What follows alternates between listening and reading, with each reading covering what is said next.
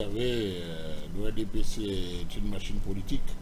L'ODPC se porte bien dans ce sens que, tel que nous sommes organisés, nous travaillons de façon permanente et nous sommes, je peux dire, en campagne électorale permanente parce que vous savez, avec les événements internes du parti, le 24 mars qui est la naissance du RDPC à Bamenda, le 6 novembre qui est la session de notre champion, le président Paul Biya à la magistrature suprême, et puis les fêtes nationales comme le 20 mai, le 11 février, et puis maintenant le fonctionnement en interne de nos sections qui ont des conférences de section 1 à 2 par an.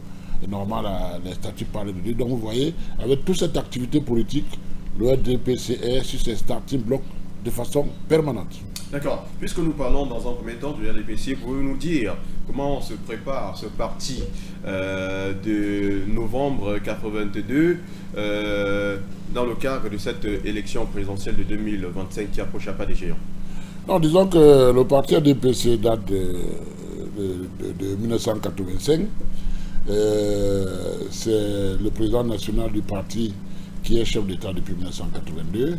Et donc, par rapport à ça, nous sommes prêts. Comme je vous ai dit, nous travaillons de façon permanente. On n'a pas besoin de prendre un élan particulier par rapport à la présidentielle. Nous attendons que le corps électoral soit convoqué et que la machine politique soit mise en place pour aller, le moment venu, sur le terrain, faire campagne et faire gagner notre champion.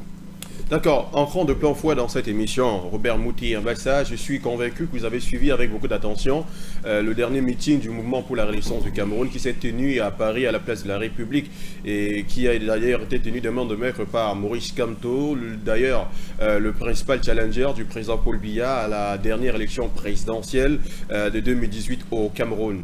Nous allons commencer par vous demander à savoir quelle est l'analyse que vous faites du choix de cette place du meeting par le professeur Maurice Kamto à Paris.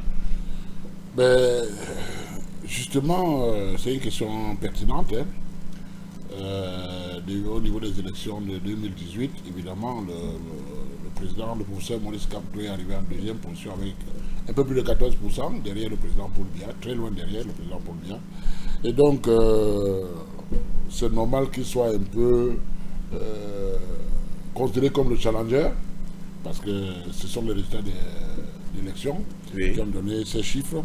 Et donc, pourquoi le choix de la place de la République à Paris? Vous savez, bon, j'ai eu la chance quand même de faire plusieurs voyages sur la France, et particulièrement Paris. C'est une place mythique. C'est une place où même la France elle-même organise des grands rassemblements, et surtout quand la République est appelée à l'occasion d'un certain nombre d'événements importants. Donc la place, c'est une place de rassemblement au départ. Et c'est une place de rassemblement qui a cette particularité que on peut mieux contrôler, les services de sécurité peuvent mieux contrôler les gens qui viennent là-bas dans les manifestations comme celle du 31 et en même temps assurer la sécurité. Et peuvent faire des évaluations assez fiables des hommes, des femmes qui sont venus à cette rencontre.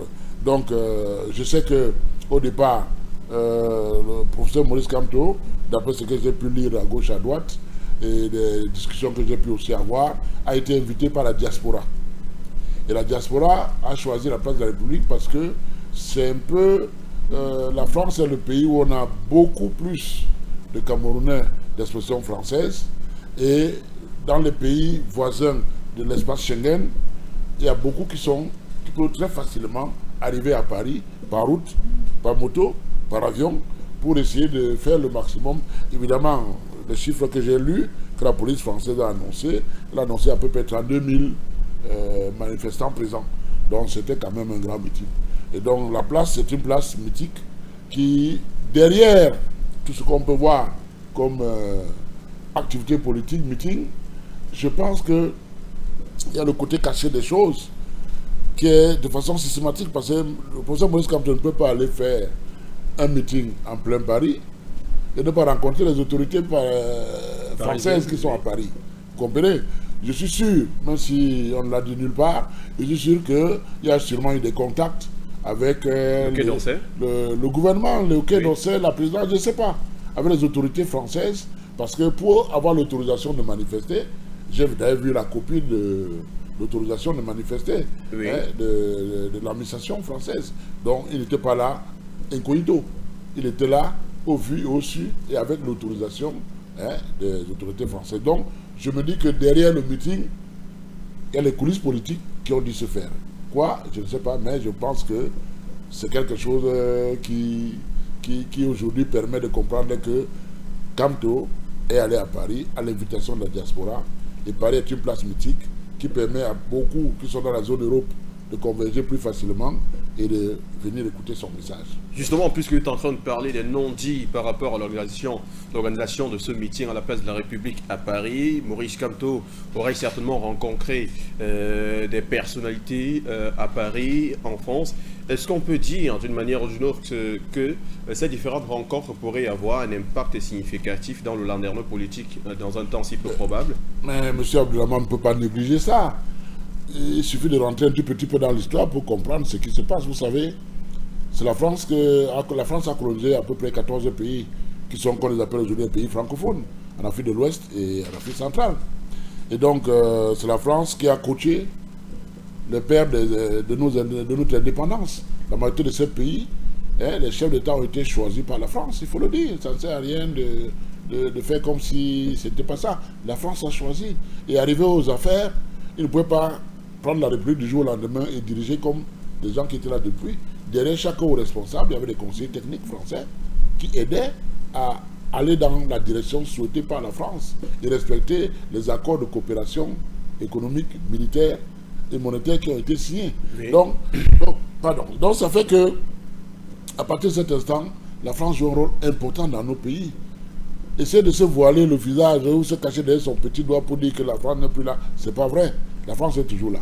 Et il y a même à une époque, souvenez-vous, il y a des pays où, pour faire même un gouvernement, il fallait aller présenter le gouvernement à la France. Mais ce n'est plus le cas maintenant, ce n'est plus le cas maintenant. Beaucoup, de moins en moins, ce n'est plus le cas dans plusieurs pays, et de moins en moins dans d'autres, et il y en a quand même qui sont toujours dans la même logique. Je ne suis pas là pour citer les noms des pays, mais ce qui est sûr, c'est que la France, jusqu'à présent, a quand même un certain pouvoir sur nos pays.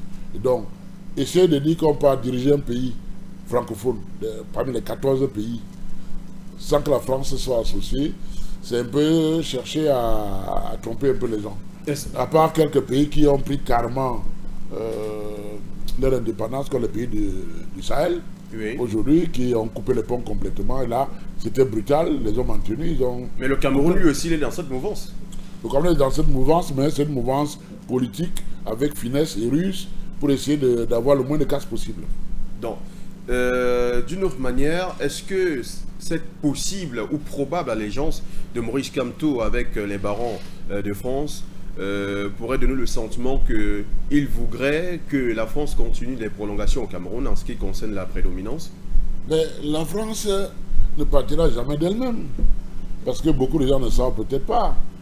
Si elle n'est pas boutée hors de nos pays comme ça s'est fait au Mali, au Burkina et au Niger, et encore que malgré que cela soit fait par ces 3 pays, elle cherche à revenir. Vous lisez tout. Il y a des accords, il y a des choses qu'il faut essayer de ramener. Donc la France, dans son budget de fonctionnement, il y a 30% des revenus qui appartiennent aux 14 pays francophones, qui rentrent dans leur budget. Alors vous voyez un pays qui paie 30% de budget du jour au lendemain, vous croyez que ça va bien se passer? Ils vont commencer à avoir les coupures d'eau, les coupures d'électricité, ils vont commencer à avoir les Français qui vont venir en Afrique chercher le travail. Ce seront plus les Africains qui iront en France chercher le travail. Donc la France, sans ses colonies, ses ex-colonies, je peux vous garantir que le président Sarkozy l'avait dit, elle ne sera pas parmi les 20 premiers pays développés du monde, alors qu'aujourd'hui, la France doit être à la 4e ou 5e position. Donc vous comprenez que c'est quelque chose de très très important pour la France. Je prends un exemple très simple. Quand la France a l'électricité, il n'y a pas de coupure comme chez nous ici. Pourquoi? C'est fait avec l'uranium. L'uranium vient d'où? L'uranium vient du Niger. Au moment où la France était là, avant que le général Tiani fasse le putsch pour écarter la France de ce pays, oui. Le kilogramme de l'aluminium, d'uranium, était acheté par la France à moins de 5 000 francs CFA. alors que sur le marché international, le même kilogramme d'uranium était à 130, 140 000. Vous voyez un peu, c'est un exemple que je prends. Prenez l'exemple de nos cultivateurs, nos agriculteurs. Je prends le cas du Cameroun. Quand vous produisez le cacao, le café, le bois, vous vendez tout ça en international. On vous paye en dollars.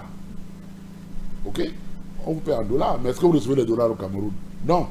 Ces dollars vont dans la Banque de France. Et la Banque de France vous envoie des CFA produits par la France. Donc vous comprenez que vous travaillez, mais c'est la France qui récolte à votre place. Vous comprenez que ce n'est pas évident. La France ne peut pas lâcher. Il faut sortir là avec la brutalité comme les 3 pays de l'AES l'ont fait jusqu'à présent, ou avec finesse, ruse et le temps que le président l'a fait pour ne pas relever les accords de coopération économique et militaire, les accords monétaires en 2020. Et maintenant, il faut sortir du franc CFA. Vous ne croyez pas que la France va se laisser faire. Vous croyez que Boko Haram qui est au nord, Boko Haram vient d'où? Vous croyez que la crise anglophone là, vous croyez que c'est limité seulement aux Camerounais? Il y a des forces derrière, il y a des puissances derrière qui ne veulent pas, qui veulent mettre le feu au Cameroun. Donc on doit faire très attention. Donc quand le professeur Kamto part en France, même dans son interview, il a parlé des choses. Peut-être qu'on va revenir sur ça tout à l'heure. Justement. On va reparler. Et entrons maintenant de plein fouet dans son meeting où il a fait des déclarations choc et très fortes qui ont suscité l'attention de bien de personnes et même fait sortir lire de bien d'analystes. Le professeur Maurice Kamto face à les multiples Camerounais qui ont effectué le déplacement pour la place de la République a fait une déclaration selon laquelle il ne présentera pas son programme politique aux Camerounais de la diaspora, mais il le réserve à ceux vivant sur le sol camerounais. Et la question que j'aimerais vous poser en tant qu'homme politique et bouche autorisée du RDPC est celle de savoir, est-ce une absence de programme politique ou alors un manque de respect pour les Camerounais vivant dans la diaspora? Très bonne question, mais je veux déjà vous dire que tout ce que je dis ici dans le cadre de cette émission n'engage que ma personne. Je n'ai pas été envoyé par mon parti, je n'ai pas eu le mandat de mon parti pour parler à son nom. Je parle au nom de Moutier Ambassa Robert, Camerounais, patriote et personne ressource. Donc il faudra s'en tenir à ça parce que je ne peux pas vous dire qu'on a eu une réunion dans le parti qui nous a dit d'aller dire ceci ou cela. Non. Je viens ici pour ma propre petite. Mais il faut également dire que certaines de vos déclarations peuvent essayer de rehausser le parti à un certain niveau. Oui, mais je ne peux jamais aller contre mon parti. J'essaie de tout faire pour que mon parti soit toujours relevé. D'accord, revenons à la question. Donc, pour revenir à la question, je pense que le problème soulevé par le président Kamto a 2 lectures. La première lecture, c'est qu'on peut penser qu'il manque de respect à la diaspora. On peut penser qu'il peut faire allégeance à la France. Mais la deuxième lecture peut être un problème lié à la souveraineté de l'électeur camerounais.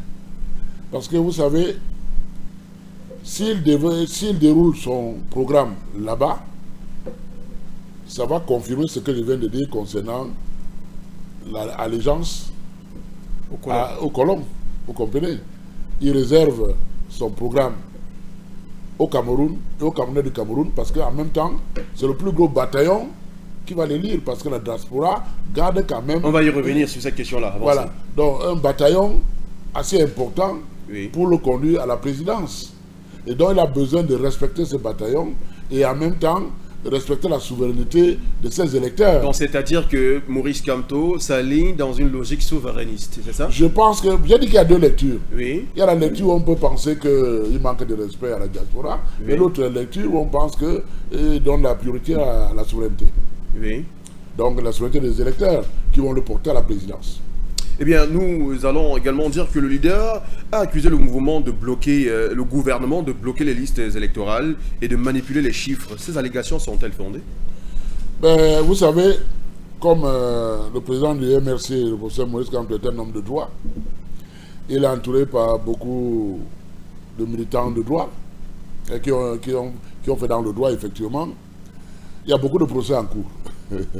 Je n'ai pas compté avant d'arriver dans ce studio. Il y a des procès contre On parlait de 32 PV, il y a le procès contre l'ECAM, il y a le procès contre le président du Conseil constitutionnel, il y a le procès pour la liste nationale, il y a le procès pour, comment on appelle ça, la loi électorale. En fait, il y a tellement de procès qu'il vaut mieux ne pas se prononcer tout de suite parce que c'est mieux d'attendre le résultat de ces différents procès et après on pourra peut-être apprécier. Parce que avec tous ces procès en cours, on ne sait pas